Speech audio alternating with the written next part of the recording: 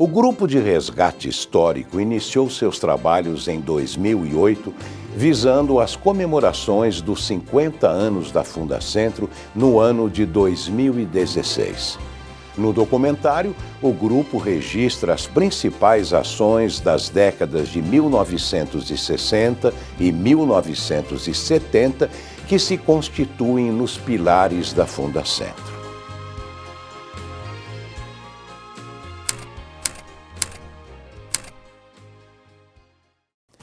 O chamado Plano de Metas do governo JK, 50 anos de progresso em 5 de governo, na segunda metade da década de 1950, e o rápido desenvolvimento industrial e de infraestrutura daquela época, incluindo a construção de Brasília, elevam os índices de acidentes do trabalho no Brasil.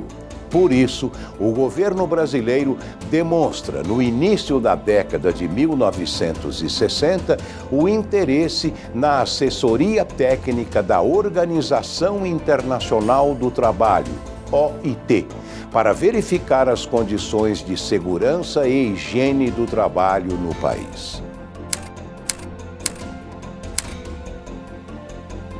A primeira missão da OIT ao Brasil conta com a visita do Dr. Isaac Cabreira ao Serviço Social da Indústria de São Paulo. Durante 6 meses, ele verifica as condições de segurança e saúde no trabalho nas indústrias paulistas. O resultado da avaliação aponta para a necessidade da criação de um centro de investigação sobre segurança, higiene e medicina do trabalho no país.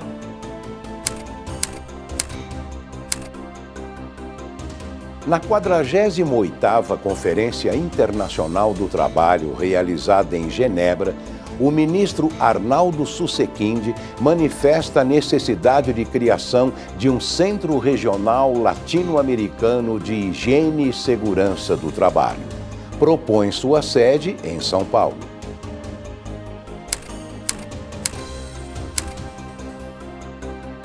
Em 1965, o diretor do Escritório Regional da Organização Internacional do Trabalho no Peru, Dr. Lívio Costa, e o diretor da Divisão de Segurança e Higiene do Trabalho da OIT, Dr. Luigi Parmigiani, vêm ao Brasil examinar as condições de desenvolvimento do país. Em 1966, o presidente Castelo Branco autoriza a constituição da Fundação Centro Nacional de Segurança, Higiene e Medicina do Trabalho.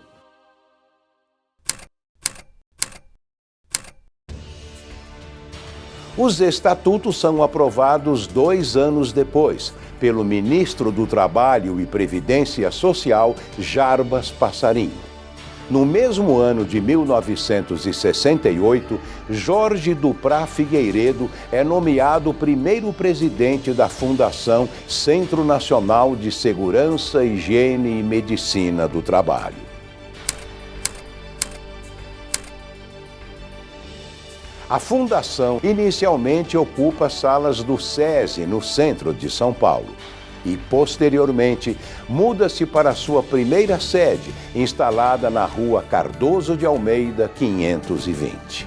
Na mesma época, tem início a instalação e funcionamento dos departamentos administrativo, técnico e de serviços auxiliares. Em 1969, é realizado o concurso para a escolha da logomarca da Fundação. A logomarca premiada tem a ideia central da proteção, simbolizada por 2 mãos em forma de concha, resguardando um núcleo. As mãos representam a fundação e o núcleo, o trabalhador. A cor verde do núcleo é escolhida por ser representativa da segurança e da medicina, enquanto que o losango e o círculo lembram seu caráter nacional pela semelhança com a bandeira brasileira. Ainda neste ano é lançado o primeiro boletim informativo da Fundação.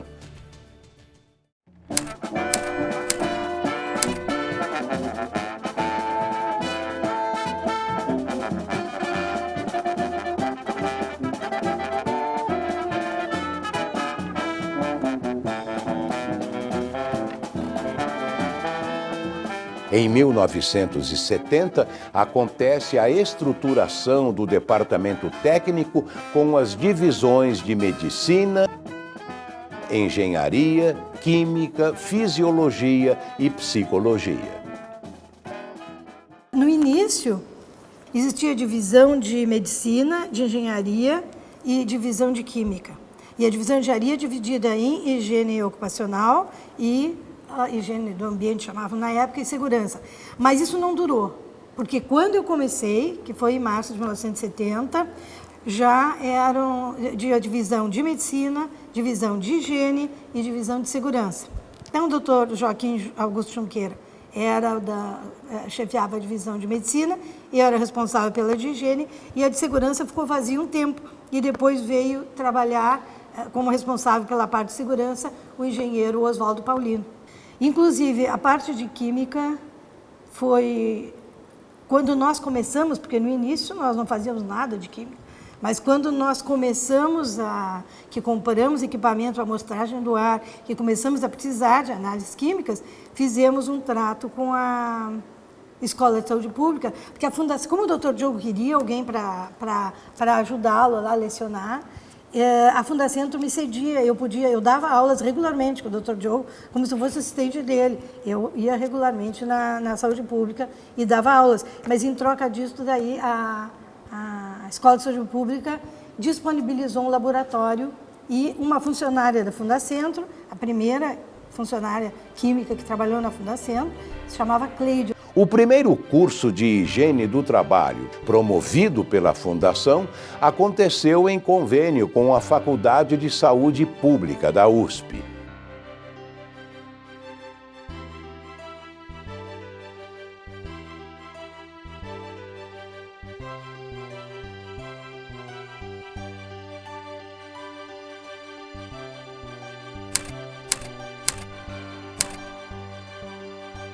Em 1971, as áreas da instituição começam a se consolidar com a instalação do primeiro ambulatório de moléstias profissionais, o registro da biblioteca no Conselho Regional de Biblioteconomia e com a inauguração da exposição permanente de equipamentos de segurança junto ao Departamento Técnico.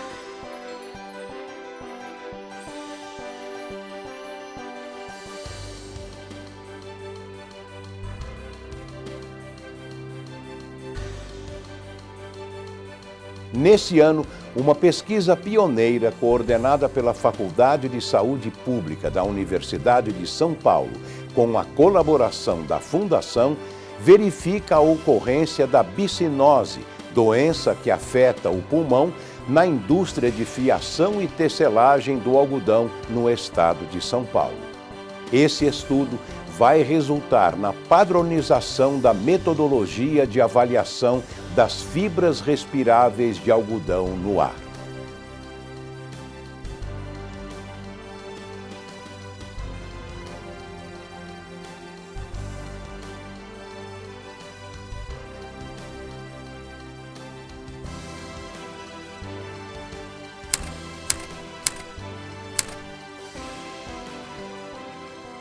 No ano de 1972, a Fundação se responsabiliza pela elaboração dos currículos para cursos de segurança, higiene e medicina do trabalho.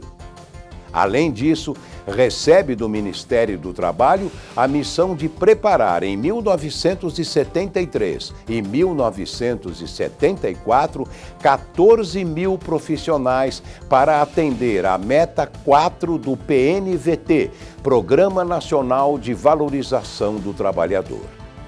Com isso, inicia-se o programa de formação e especialização de engenheiros de segurança e médicos do trabalho e auxiliares técnicos de nível médio e universitário para o exercício da fiscalização.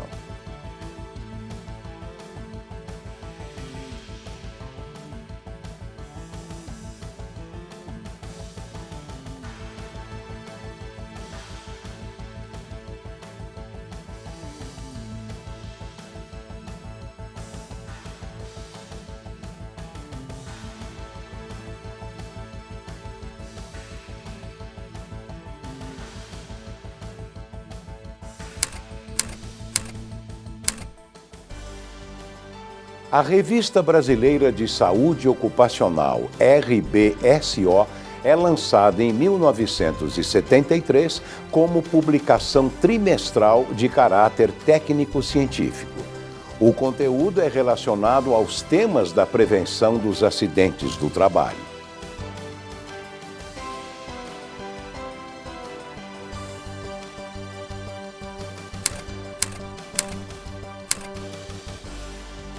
Em 1974, a Fundação organiza em São Paulo, pela primeira vez, o Congresso Nacional de Prevenção de Acidentes do Trabalho, CONPAT, contando com a presença do presidente da República, general Ernesto Geisel, que o preside novamente em 1978. Em 1976, o dispositivo eletromecânico de proteção de serra circular torna-se a primeira patente industrial da Fundação. Foi a primeira patente da Fundacentro e foi muito interessante na época pelo fato de focar numa máquina com alta incidência de lesões mutiladoras, né? Então a importância epidemiológica, né, muito grande. Atendendo à recomendação da Organização Internacional do Trabalho para a implantação de uma política de segurança e saúde ocupacional rural no país, é criada em 1977 a Divisão de Assistência à Agricultura. Tem um breve histórico nisso. Final de 1974, eu fui procurado pelo então diretor técnico da Fundacentro, Dr. René Mendes, para que elaborasse uma proposta de um programa sobre segurança e saúde no trabalho rural. E essa solicitação se devia a uma demanda da Organização Internacional do Trabalho. Esse trabalho foi por mim elaborado, entregue à Fundacentro, em maio de 75, e em julho de 1975 eu fui contratado para vir então implantar e implementar esse programa. Durante esse período de implantação foi criado a Divisão de Assistência à Agricultura. Este ano também é marcado pelo início das ações no setor da estiva na área portuária e pelo acordo com o Banco Mundial para a construção do Centro Técnico Nacional da Fundação.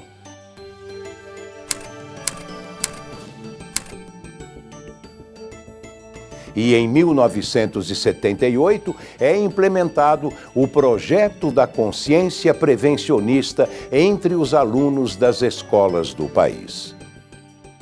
Na área de educação, um trabalho que eu vejo importante, acho que não seguiu, como foi uma ideia do Dr. Eduardo Gabriel Saad, de consciência prevencionista.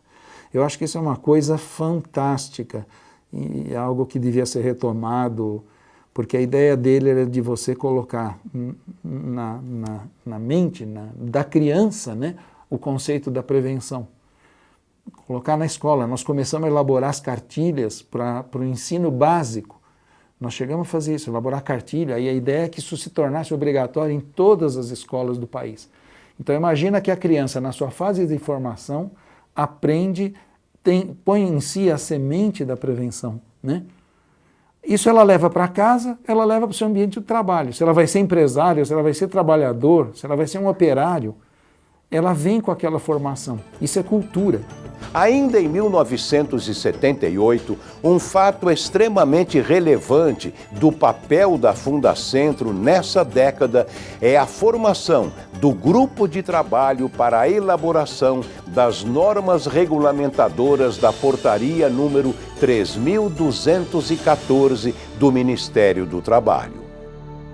Essa história começa um pouco antes, quando o superintendente, Dr. Eduardo Gabriel Saad, ele convenceu, entre aspas, o ministro de que a legislação estava toda esparsa, e era isso mesmo, a legislação trabalhista era toda esparsa, portarias, decretos espalhados, e de tal maneira que muito pouca gente tinha a visão do conjunto, era difícil de aplicar, era difícil de fiscalizar, era difícil de obedecer. Então ele convenceu o ministro a estabelecer, aproveitando a Lei 6514, que tinha alterado várias coisas na CLT, todo o capítulo, né, de segurança e medicina, a lei tinha alterado, tinha trazido novos conceitos. Então, aquele era o momento, na hora de regulamentar a lei, ele falou, nós vamos criar normas regulamentadoras, e vamos criar de um jeito organizado, e vamos deixar tudo junto, né? Então, dentro dessa ideia, e aí o Ministério comprou a ideia, a Fundação ficou responsável por elaborar. Elaborar não é bem o termo, é organizar. Elaborar em parte, mas em parte grande organizar, que era buscar para cada tema os especialistas do país, juntar essas pessoas, discutir o que havia, melhorar ou criar. A nova sede da Fundação é instalada em prédio do Senai, na Alameda Barão de Limeira, no bairro Campos Elíseos, em São Paulo. O serviço editorial gráfico também é inaugurado. Nesse ano, ocorre a alteração da denominação da Fundacentro de Fundação Centro Nacional de Segurança, Higiene e Medicina do Trabalho para a Fundação Jorge Duprá Figueiredo, de Segurança e Medicina do Trabalho. Glória Figueiredo, Jorge Duprá. Eu fui o presidente Jorge e propus a ele, presidente, nós temos que prestar homenagem a quem dedica sua vida também ao trabalhador. E o Jorge Duprá era um dedicado à segurança do trabalhador. Minha proposta é que o senhor manda uma lei para o Congresso dando o nome de Fundação Jorge Duprá Figueiredo. E me autorizou e eu mandei o projeto para o presidente, foi para o Congresso, tramitou e saiu. Eu escolhi esse nome, em decorrência daquela sugestão, porque ele não era.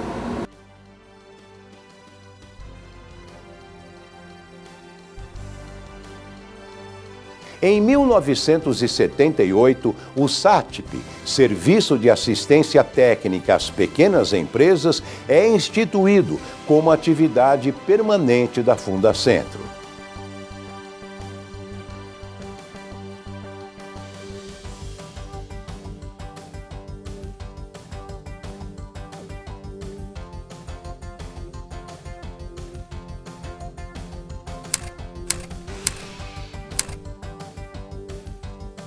Surge também, neste ano, o periódico Fundacentro Atualidades em Prevenção de Acidentes, FAPA.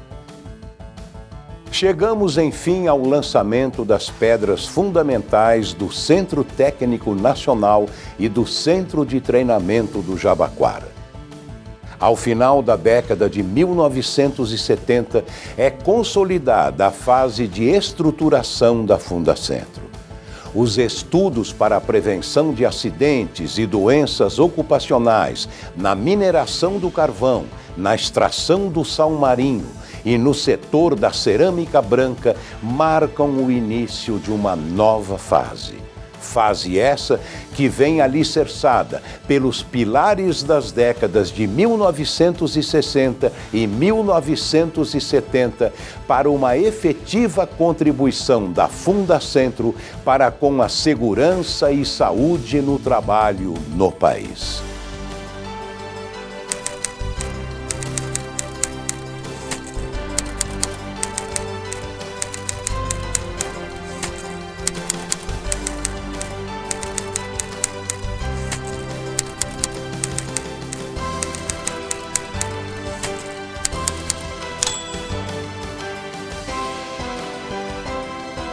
Fundacentro, meio século de segurança e saúde no trabalho.